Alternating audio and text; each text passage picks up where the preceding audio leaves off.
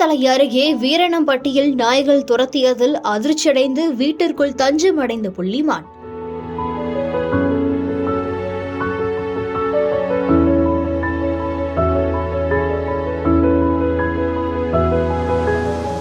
கரூர் மாவட்டம் குளித்தலை அருகே வடசேரி மற்றும் கடவூர் பகுதிகளில் அதிகளவு புள்ளிமான்கள் நடமாட்டம் உள்ளது.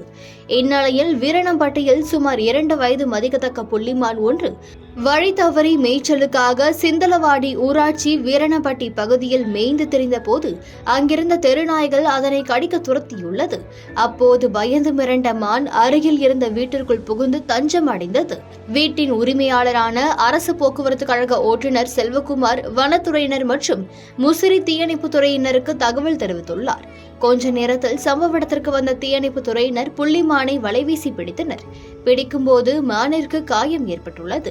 இதனையடுத்து கால்நடை மருத்துவருக்கு தகவல் தெரிவிக்கப்பட்டு அங்கு வந்து அவர் புள்ளிமானுக்கு முதலுதவி சிகிச்சை அளித்தனர்.